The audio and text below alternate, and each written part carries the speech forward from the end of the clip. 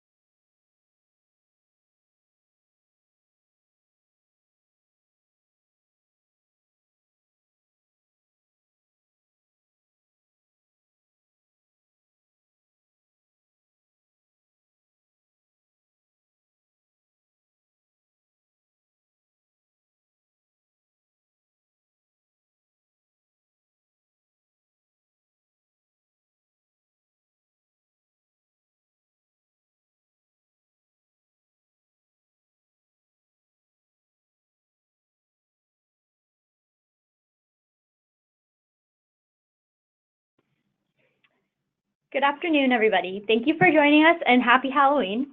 Welcome to the Fleets for the Future webinar. My name is Sarah Reed and I'm a program assistant at the National Association of Regional Councils.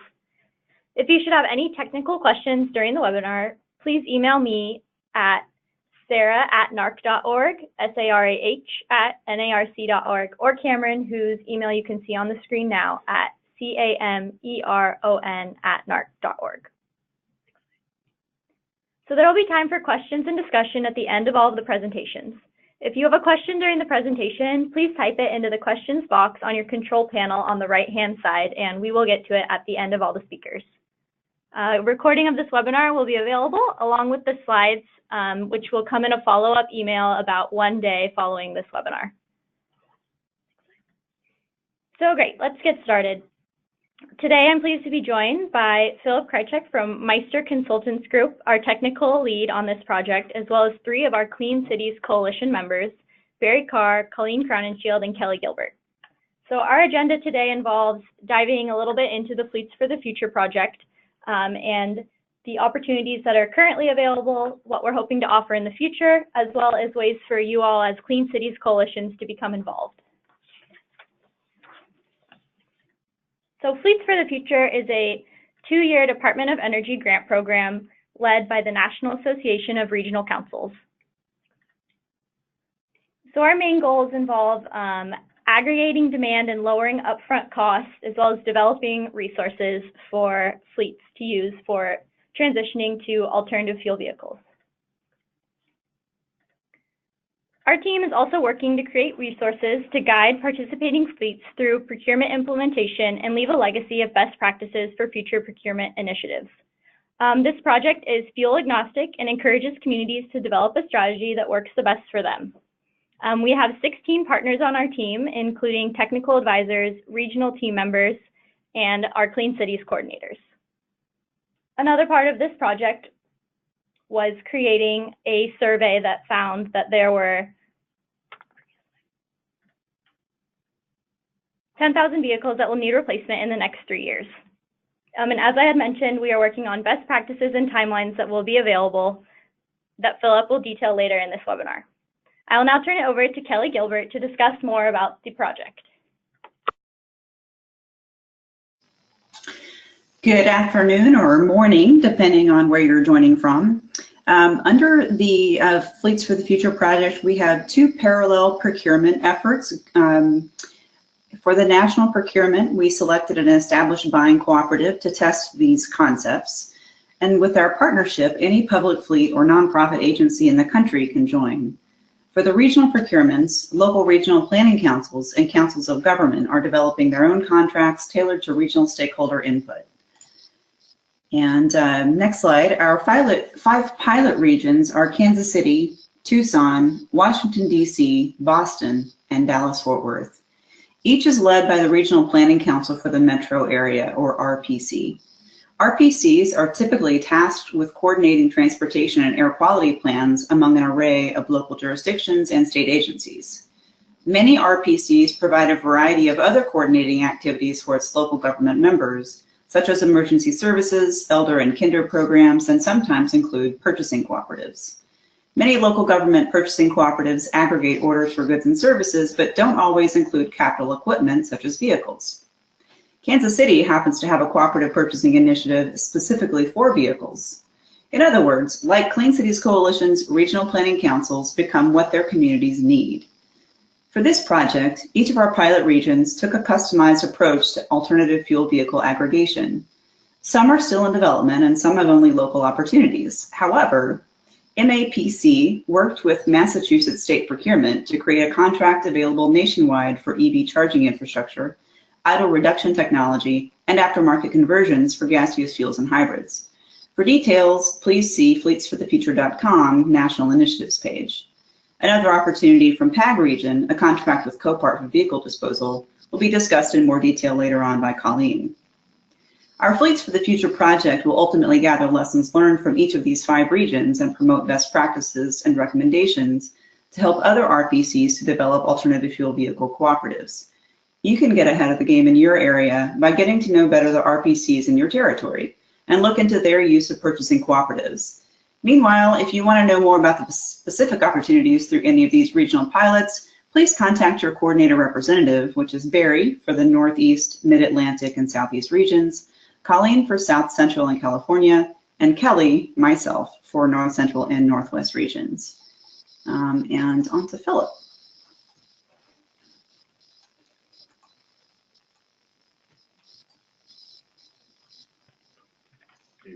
Hi, Philip. You might be on mute. We can't hear you. Yes, I was on mute. Good morning, everyone.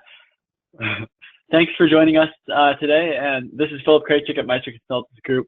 I will be telling you about some of the efforts we've made around education of fleet purchasers and the creation of bulk procurement options that Sarah and Kelly alluded to. Next slide, Cameron.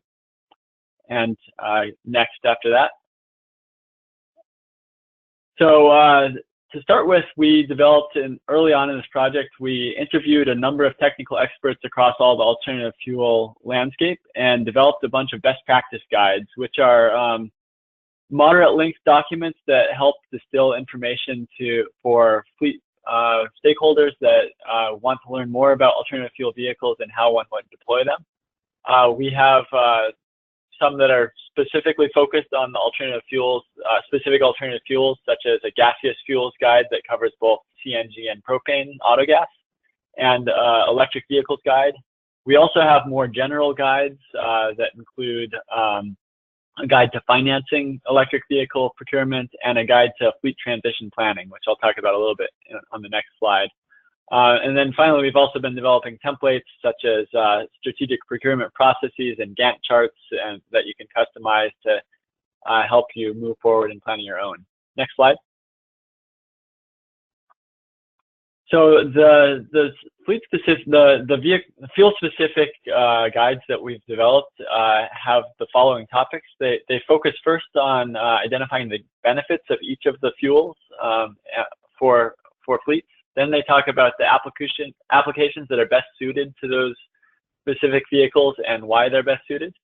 Then they'll talk through technical considerations for deployment, whether it's maintenance or making sure you understand the role of EPA and CARB certs and those sorts of things. And then they'll summarize some best practices around procurement. On the financing side of things, we've identified a number of different financing options from all your different types of leases, open-ended, close-ended, capital and operating leases, to setting up green revolving loan funds to finance alternative fuel vehicle purchases, to outright purchase strategies. And we have a summary of best practices for each of those in that guide. And then finally, we have a more general transition planning best practice guide, which goes from the very beginning to discuss stakeholder engagement and how you set goals and timelines around meeting your fleet's needs with cleaner vehicles. And then it helps you prioritize which vehicles to target first and how you'd go through the implementation steps. So I wanted to bring this up so that you can be thinking about, one, I wanted to know if anyone has seen these, and during the discussion later, we can talk about that, whether you've used them, and start thinking about who in your regions might be benefit from these the most. Next slide, Cameron. And next slide. This is essentially the next part of the presentation. I'd like to talk through some of the specific procurement options that we've developed for fleets. And to give you a little context, we wanted to go beyond what's available on state contracts because while many states have really excellent pricing on a variety of alternative fuel vehicles, there are many states that haven't prioritized alt fuels in particular, and some states that don't even do vehicles on their state contracts. So we wanted to find a solution that was available across all the states in the country and something that we could promote nationwide. And furthermore, we felt that we've been hearing from municipalities and public agencies that they chose not to purchase from state contracts for a variety of reasons, including that they wanted to see a broader vehicle model availability. They wanted to have different terms associated with the contracts, and wanted to be able to procure new makes and models more quickly. And then some of the state contracts may or may not include leasing mechanisms that are desirable to all fleets within the state. So while we've been working on this, actually, we have a peer program on the DOE Alternative Fuels Grants called EV Smart Fleets, and they actually are working on broadening availability of electric vehicles on state contracts. So while we've gone one direction, they've gone the other to be able to provide the broadest possible suite of services to suite of options to local fleets. Next slide. So as I said, we decided to do something other than looking at state contracts, and we ended up choosing to work with a national cooperative purchasing entity, and we chose the National Joint Powers Alliance. The reason that we did this was that we were looking for a solution that was competitively awarded. We wanted turnkey solutions, and we wanted to have scale that we could bring the upfront cost down by using the bulk that is associated with a large membership organization. And then finally, we wanted to make sure that this procurement pathway was available to fleets long after our grant concludes in 2018. So NJPA was the one that we selected primarily because they had a really strong interest in expanding and promoting their alternative fuel vehicles on contract, and they have a really sizable membership base, as well as quite a bit of expertise and really good pricing on a lot of their OEM offerings. We did look at working with National IPA, US Communities, and HDAC Buy, each of which provided some really great opportunities and came with their own limitations. Next slide. So to describe NJPA a little bit more, NJPA is actually a government agency, and it's a joint powers authority that's public elected, and it's able to fulfill many of the functions of local government around procurement without requiring each local government to do so. They have any public agency and any educational entity is eligible to purchase off of their contracts, as well as other tax-exempt organizations. Next slide. So with that, I wanted to describe some of the specific opportunities available, both through NJPA and beyond. Next slide. So starting with NJPA, I'm going to tell you about some of the vendors that are available on contract, as well as their leasing vendor that enables leasing of any supplies that you would buy on contract from NJPA. Then I'm going to talk to you about electric vehicle supply equipment, and then finally talk about two specific vendors that we've worked with much more closely through NJPA. Then after that, you'll get an opportunity to hear about the Copart Opportunity through Colleen and the Tucson Regional Clean Cities, which is another national opportunity. So next slide. To start out, the leasing entity that NJPA has is the National Cooperative Leasing Company, and they work with a wide range of public sector clients and have 20 years of expertise in municipal financing options. Next slide. So they have 3 different types of leases that they're offering on the vehicles that you can purchase from NJPA, starting with tax-exempt municipal leases.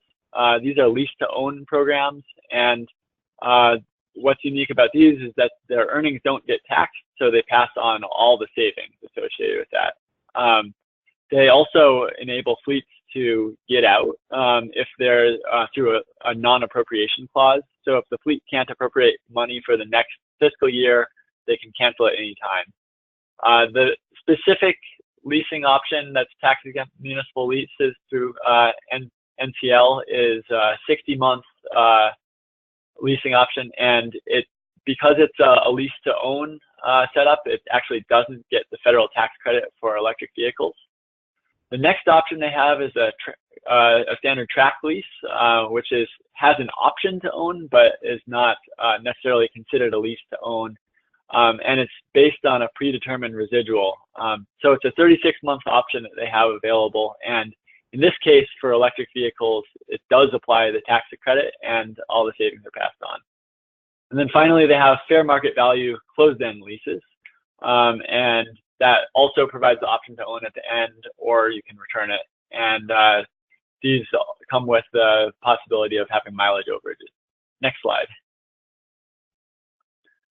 So as I said, when there's tax credits available, National Cooperative Leasing will use them, and they'll pass the savings on to the customer. And we've looked at their pricing and have seen that they do in fact pass on the whole tax credit to the customer, which is a really great opportunity for municipalities that are looking to get electric vehicles. Next slide. So now that you understand the leasing opportunities for NJPA vendors, here's an overview of all the vendors that are available on contract. So you could pair any of these vendors with the National Cooperative Leasing offering, so that you could get them at a financing option that makes the most sense for the local municipality or public agency. On this slide, I wanted to highlight 2 specific vendors that we're planning to work with in greater detail in the future. And one of those is Bluebird for their propane school buses, and another is Heil for CNG refuse haulers. These are things that we expect to promote in greater detail in the coming months. Next slide. So to jump into some of the specific contracts that we've been collaborating with NJPA the most on recently, the first is the electric vehicle supply equipment. NJPA didn't have this option to procure EVSE before the spring of 2017, and we worked with them to identify the types of solutions that were most relevant for public agencies and how they would write their RFP and specify an award contract. They ended up awarding contracts to 5 vendors, as you can see on the slide, including ChargePoint, Greenlots, LilyPad, AeroVironment, and Siemens. And these have a whole menu of different services that range from just procuring the actual station itself to procuring network solutions around the station, getting the maintenance and installation in a turnkey manner, and having diagnostics and additional services over the lifetime of the EVSE. Next slide. So in conjunction with the EVSE and other contracts, we also have worked with Zenith Electric, and they're actually a GSA contract holder that has large vehicles that are 100% battery electric. They have CARB certs, and they actually are the OEM of record on a set of products that they basically buy Dodge Ram ProMaster chassis, and they replace the engine with their own electric motors. And so next slide, you can see some of the offerings they have. And I'm just going to scroll through these. They have essentially start with cargo vans. They have shuttle vans. They have step-in vans, larger vans for utilities and other sort of work applications, and they're also looking to provide in the near future transit bus. So scrolling on to the next slide, some of the standard features that you'll find on these vehicles is they tend to be in the range of 80 to 135 mile electric vehicles, and they tend to have electronically limited top speeds, tend to have about 50 to 100 kWh in their battery packs, which are lithium iron phosphate, regenerative braking, have onboard chargers, and come with wireless maintenance and telematics. And then they have actually had quite some success selling these vehicles in cold climates because they're using state-of-the-art battery heater and battery charge maintenance solutions to enable them to get full charges in cold temperatures. And then, of course, they all have very customizable seating and cargo configurations. So with that, I'll turn this over to Barry Carr to continue talking about some of the other vendors on the NJPA contract. Thank you, Philip, and good afternoon, everyone. I apologize, I'm a bit under the weather, so I don't have my best vocal cords working today. But I want to start out by saying the last two places I flew to, airports and stayed in airport hotels, both of them I rode in Zenith shuttles, and I was quite surprised. One was a Sheraton property and one was a Marriott property, so I'm glad to see that stuff happening. Second thing I want to tell you is I believe everybody on this call is either a representative of a Clean Cities, which is a nonprofit, or is held within a government entity. Every one of you, if you are, you can join NJPA yourselves. I would urge you to do that and learn more about this and navigate around their website. There's no charge to you to join it, and you would get on a mailing list for the latest and greatest projects from NJPA. Currently on the contract now, the highlighted vehicles are the model year 2018 Chevrolet Bolt, the model year 2019, even though there was no such thing as a 2018, Ford Police Responder, which is a hybrid sedan based on the Taurus, and the 2018 Ford Transit van, either in the cargo or passenger version. In the case of the Transit van, it includes the OEM gaseous prep option, which is about a $300 item. It is essentially hardened steel in the valves and a few of the other interior engine components that allow the engine to safely operate at the higher combustion temperature of both natural gas and propane. So your General Motors or your Ford dealer should be aware of gaseous prep. It is the option that is required to not void the OEM warranty. Next slide, please. Also on this year's current contract is the 2018 Ford F-150 XL. It is available in either two-wheel drive or four-wheel drive. It is available with a standard cab, which is a two-door pickup, the super cab, which has the small doors in the back and a rear seat, or the super crew cab, which is the four-door pickup truck. Again, that model includes the gaseous prep option and includes pricing for both a natural gas standard upfit or an LPG propane standard upfit. Next slide. Coming soon. This, you should all know, is a work in progress. It's still an active project being funded by the Department of Energy, and we have a call at 5 o'clock today with the NJPA and the National Auto Fleet Group that they work with to add additional platforms.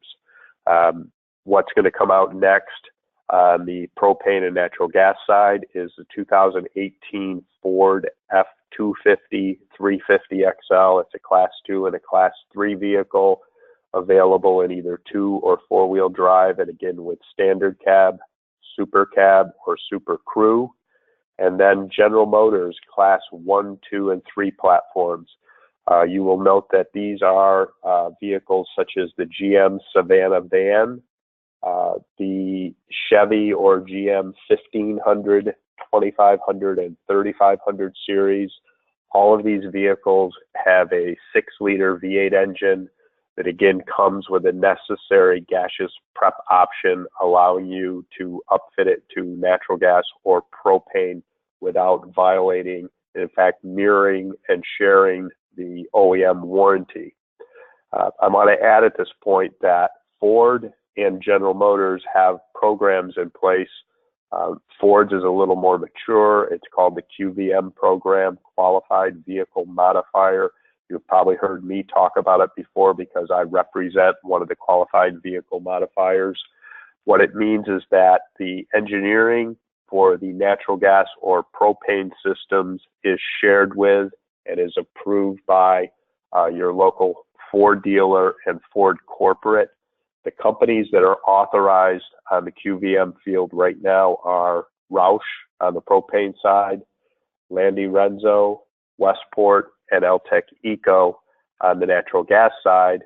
And as of, I believe, October 1st, this month, 2 more platforms on the electric side were approved, and those are XL Hybrids, which is a bolt-on electric hybrid drive systems for multiple platforms, and Lightning Hybrids, which is a hydraulic launch system whereby you, when you're braking, you're pumping hydraulic fluid into a bladder, and when you release the brake and press down the accelerator, you're releasing that hydraulic fluid. So what it's doing is launching the vehicle when it's at its most inefficient point before the engine starts up. Very slick system. It's nice to see Ford embrace them into the QVM program. General Motors is currently putting together a similar program. They call theirs SVM, Specialty Vehicle Modifiers. They're actually basing it on the QVM program, so you'll see the same type of companies doing this. So this will involve, again, the people I mentioned, Landy Renzo, Westport, Roush, LTEC Eco, XL Hybrids, and Lightning Hybrids. For now, there will be additional offerings through General Motors. Next slide. Other OEM supported platforms. For all of these items I mentioned, the Ford F-150, 250, 350, the Ford Transit Connect, which is a small minivan, and the Transit, which is the larger commercial and passenger van that you're starting to see at airports. That's the tall van. And then on the General Motors side, the GM Savannah van and the 1500, 2500, 3500 series. You will see pricing right now directly for propane and natural gas options. And as we expand this effort, we will be adding additional OEM supported programs. And again, the OEM warranty is intact. Next slide. Coming soon, this is part of this afternoon's discussion, but what we're trying to add now is the 2018 Chevy Bolt, the dedicated EV with a 230-mile real-world range. The 2018 Ford plug-in hybrid Fusion as a sedan. The 2018 Ford Energy plug-in hybrid. That's kind of a minivan. And the 2018 all-new Nissan Leaf battery electric. And if none of you have seen this yet, there's a picture on the bottom. I've had the opportunity to see it in person recently. The range has gone from 80 miles to 150 miles. To me, this is going to make a really great municipal vehicle for codes enforcement and a lot of general running around. I'm expecting that this procurement will sell a lot of vehicles for Nissan.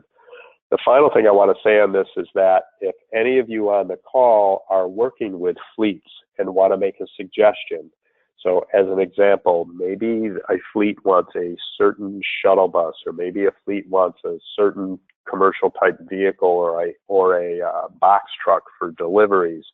If it is of a sufficient amount, please contact either Kelly, Colleen, or myself with the information, and we will forward it to the NJPA to see if we can get it added to the contract. Next slide, please.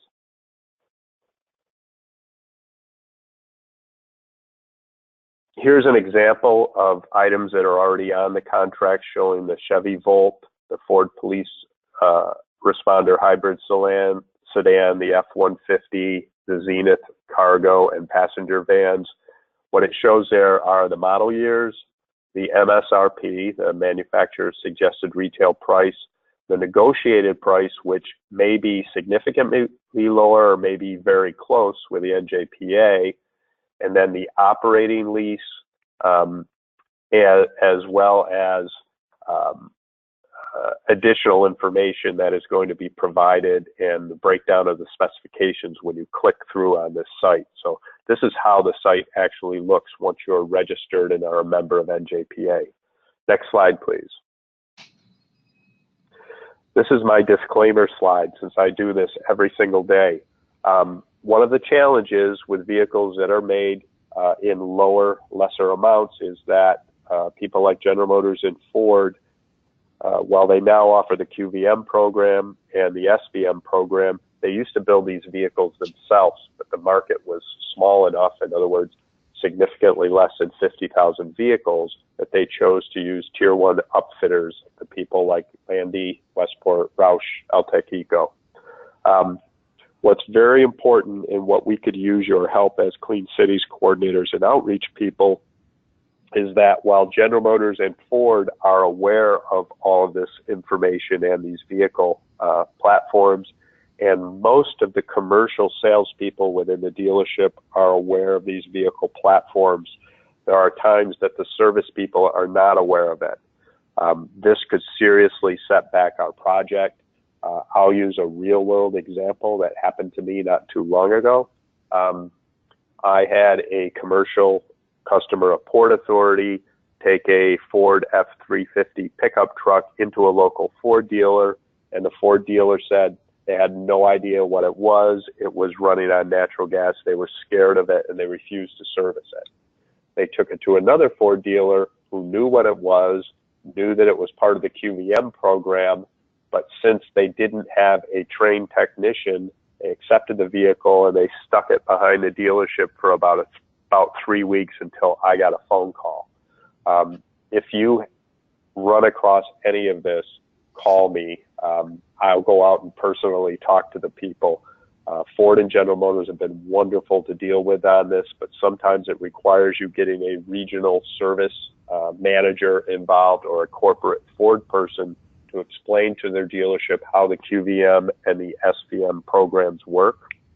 Also, if you are meeting with a public fleet, ask them who they buy their vehicles from now, ask them where they would like to have their vehicles serviced, and you will find out that all of the OEM Tier 1 suppliers offer free training to the dealerships, and the rates that they pay to do the warranty work are the same standard rates that they get paid for from Ford or General Motors. So again, we're going to rely on you to go out and educate your local dealers, but if you run into any kind of snags, please feel free to call myself, Kelly, or Colleen. Next slide. I'm now going to turn this over to Colleen to talk about the Copart opportunity, and thank you for listening. Thank you, Barry. So the Copart opportunity actually came about from some of the fleets that we've been working with that have told us that as they purchase new fleet, what do they do with their old fleet until they have time or staff to get rid of it? They don't have time or space at their yards to hold that fleet, nor do they have time for DERA grants when they buy new buses. They don't have time to be going out and ensuring that a hole in the block of the engine is made, and all of the things that are required under DERA. So we went out and looked at companies that could possibly take this on for us, and we chose Copart. Copart is actually a leader in online auctions, but they have now created a space for alternative fuel vehicles. And they're creating a retail market for them, but as well, they're creating an opportunity for us to be able to tell our fleets they can work towards grant opportunities and towards purchase of new fleets by allowing Copart to take that old fleet, store it at their own yard, dismantle, do everything that's necessary, and then sell it online at an auction if it's applicable. If it's not, sell it for scrap metal, and then just cut a check to that fleet manager. He doesn't have to put his staff on working to get all these things done, making sure that it's done correctly. He knows that Copart, through this contract, will have everything done exactly as it needs to. We negotiated an excellent rate for Clean Cities, and at this time, any Clean Cities Coalition and any Clean Cities Coalition member can operate under that contract that we've put together with Copart. So if you are interested in working with Copart, just reach out to myself, Kelly, or Barry. We can let you know what the chain of needs are, and we'll get you started with working with Copart. And we'll go ahead and turn it over now. Next slide.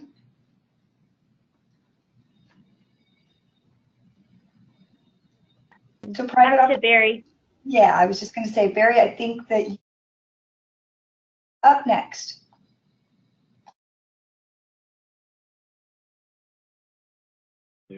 Barry, you might be on mute. I am on mute. I was trying to clear the other 5 calls and texts that came in.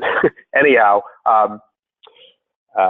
we are doing a very similar effort on the private side, recognizing with Volkswagen funding coming up and some other opportunities, and the fact that private fleets put a lot more miles on their vehicles than public fleets in most locations. So we have been having discussions over the past few months with a number of different organizations. Those organizations include NAFA, the National Association of Fleet Administrators, ARI, which is a commercial leasing and fleet services company, and Merchants Leasing and Fleet Service, again, another commercial leasing and fleet services company. This procurement will be scaled back. It will be less models than is in the public procurement, because there has to be an opportunity for the private company to make some money as well. Also, just so you know, the way NJPA makes money, the companies who have their vehicles listed on there do not pay to have them listed, but as the vehicles are sold, there is a commission fee paid back to NJPA. That's how they cover their operating expenses. And we're in discussions now, as I mentioned, with NAFA, the most recent one just a couple of weeks ago at the North Carolina Sustainable Transportation Conference that a number of you were at. If any of you have contacts with national-based fleet companies that you think may have an interest in this, please forward them to us, and I will go out and pound on their door, because it is the goal of the project to have both public and private fleets covered. Next slide.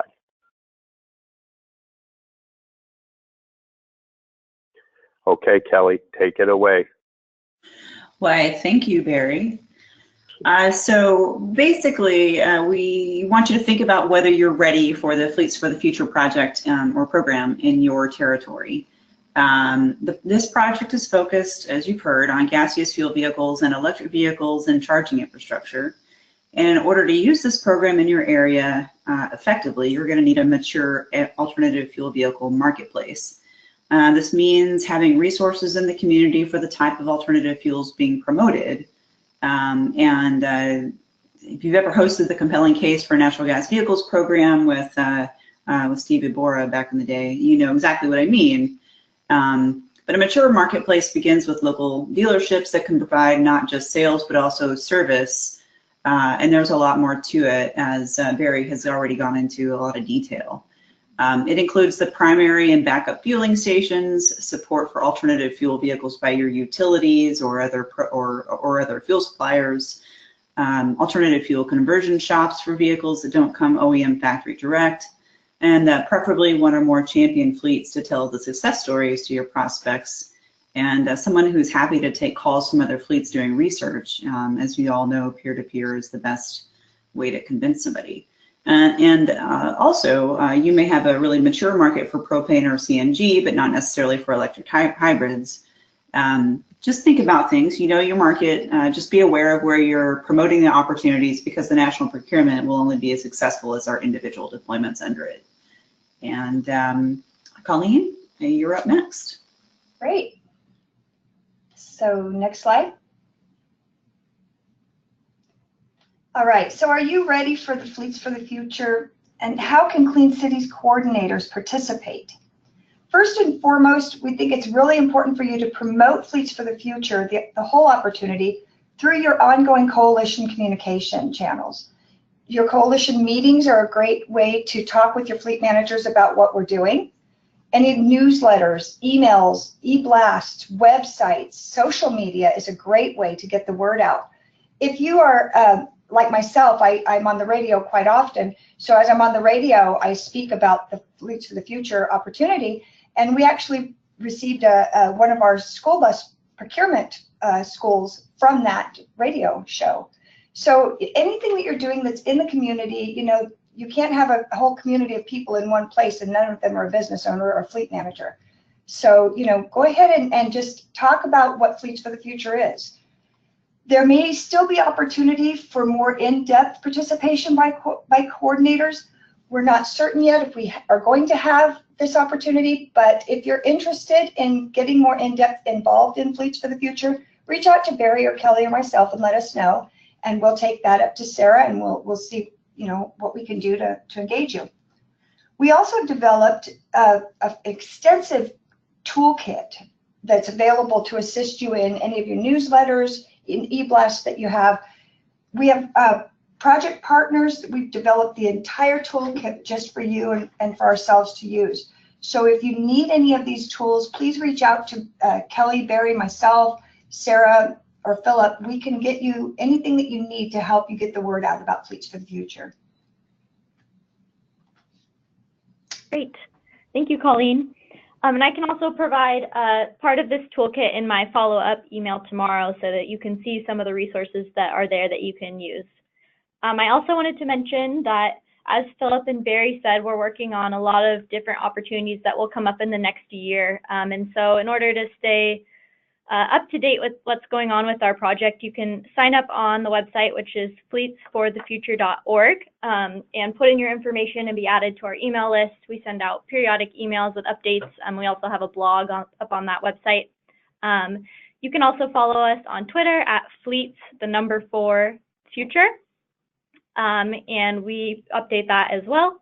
And you can also email me at sarah@narc.org to be added to this email list, or if you have any additional questions on anything from today.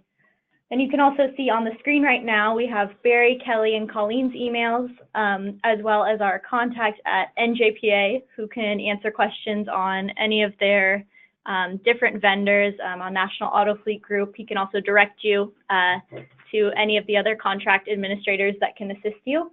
My email, as well as Philip, who can also assist on NJPA and technical questions.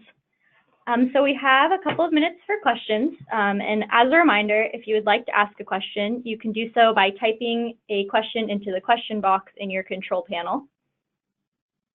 And it looks like we have a couple of questions. So I'm going to go ahead and read the first one. Are there propane/natural gas conversion systems on the NJPA list? Or would the fleet need to purchase the kits separately or go through their own competitive process to purchase and do the conversion? Okay, this is Barry Carr. I'm going to take this one. The answer is yes. Currently, as I mentioned, the F-150, the Ford F-150 pickup truck as a bi-fuel vehicle that's either natural gas/gasoline or propane/gasoline is priced on the NJPA contract now. It is a standard configuration. Something that I should mention is the reason you don't see class 4, 5, and 6 vehicles on here, things like E450 shuttle buses, F550 box trucks, is that so many of these vehicles are very customized, and it is difficult to get a build of a number of them in order to bring the cost down. But the F-150 is a standard system on the natural gas side with a 23 gas gallon equivalent tank and a 32-gallon gasoline tank. So it is a complete offering, both in natural gas and propane. And our goal in our call later today is to get additional platforms listed very quickly. So I hope that answers that question. Do you want to read the next question, Sarah? I did see one other one here. It's more of a note on the XL Hybrid F-150 EREV being a good option that I will take down and share with you. But we have another question that I can go ahead and read that we just got. So what about state and municipal fleets that have different procurement rules, i.e. competitive bids? Let me take a crack at that as well, and then I'll let somebody else chime in. Because I live in New York State, I will tell you that New York State currently does not allow its agencies to buy off of the NJPA contract. If you live in a state or in a local community that feels the same way, chances are they just require more education. I have reached the correct person in New York State, so I'm requesting that they save the taxpayers some money by allowing them to buy off the NJPA contract. And remember, the NJPA pricing is negotiated, so it is competitively procured. They are multiple dealerships that are providing this pricing.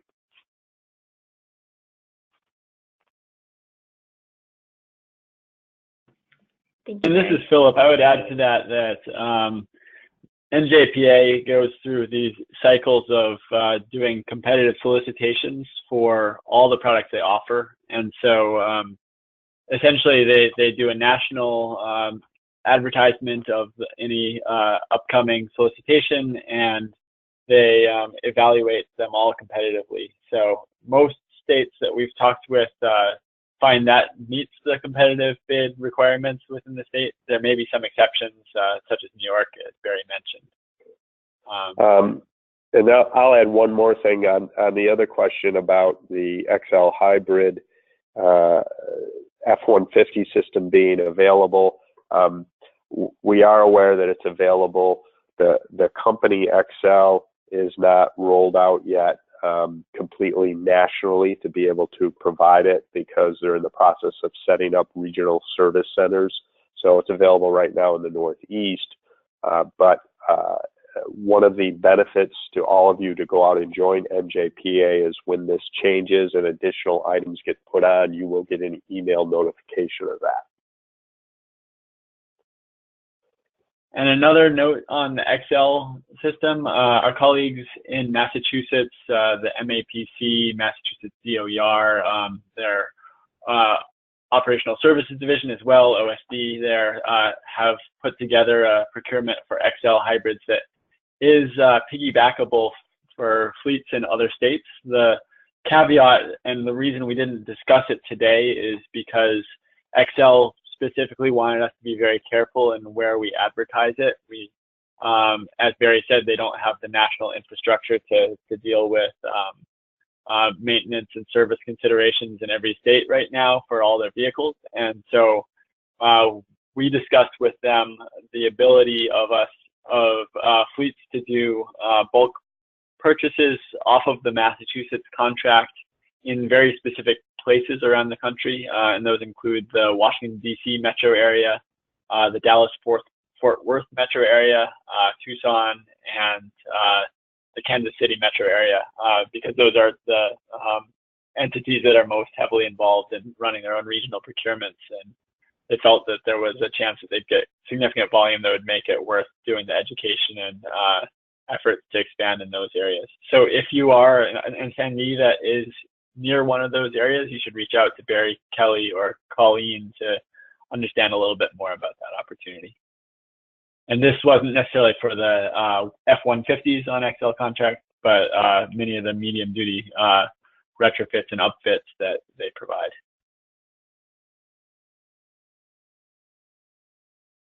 Thank you both. I'll give people a few more minutes to type in their questions or ideas on our private sector opportunity query that Barry posed. I also just wanted to mention that Barry, Kelly, and Colleen are technical clean city leads on our team, but we also have Utah Clean Cities, Western Washington Clean Cities, and Clean Fuels Ohio as outreach partners. So if you work closely with any of those coalitions, they also would be able to provide more information and resources on this project.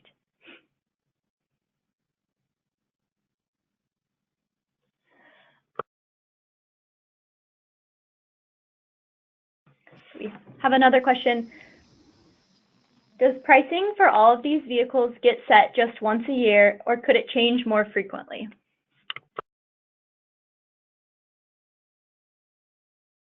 You're going to make me answer that too?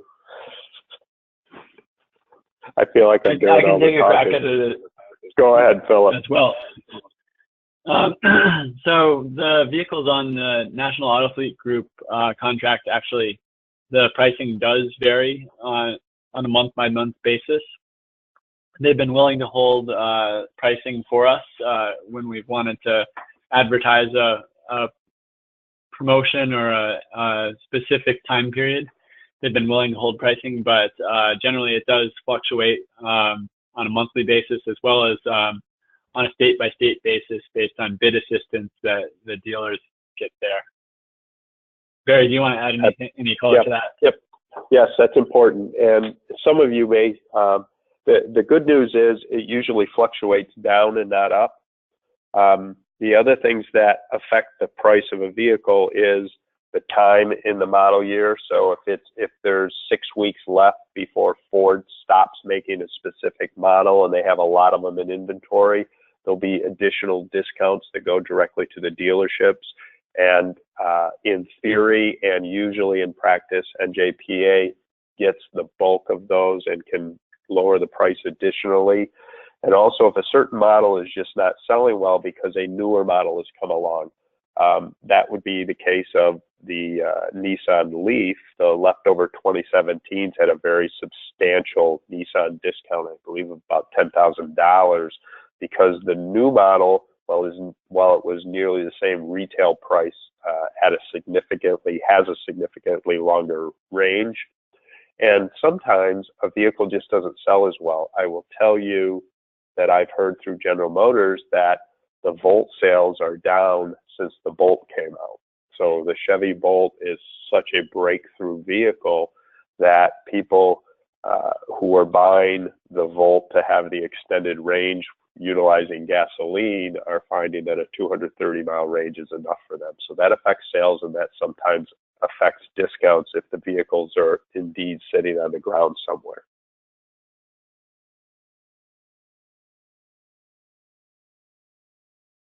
Thank you. Give everybody a couple more minutes to submit any questions.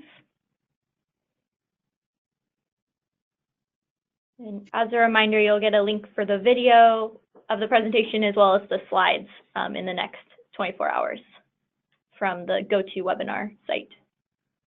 And while we have a pause, I just wanted to make a couple of points. So this is Kelly. Any stakeholders or fleets that have already signed up through Fleets for the Future.org website will also be receiving notifications about new opportunities as they come out. So if you are limited in time but want your fleets to be able to take advantage of these opportunities when they come through, they can receive direct notifications through the Fleets for the Future website. And another thing is that I just want to plug the Copart deal that Pag and Colleen worked on in the Tucson area, because Kansas City is already filling out the paperwork to use it for a DARA project that they're working on with us, and that was a great idea. It's not directly related to procurement of vehicles, but it's an extremely important indirect piece of the puzzle. So just wanted to endorse that product. I'm glad that that was helpful. So good.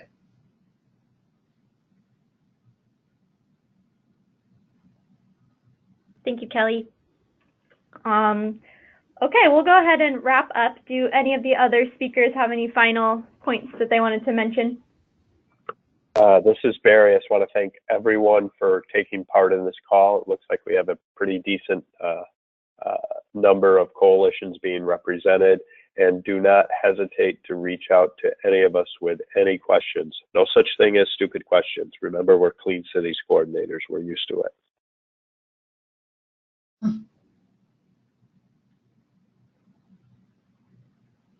Thank you, Barry. And I also wanted to point out, I don't think we mentioned the Fleets for the Future website on NJPA's website. Their website is njpacoop.org. And if you go hover over cooperative purchasing, there's a Fleets for the Future link there, and you can see the prices for the vehicles that we talked about today. As an example, you don't have to be a member to see those. So I just wanted to mention that. And I will add it to the presentation so that you have it when we send out the slides. Okay. Well, thank you everybody for joining us today, and thank you so much to our presenters. And as I said, you'll get the presentation and the slides, and please feel free to reach out to any of us with any of your questions. So have a great day. Thank you.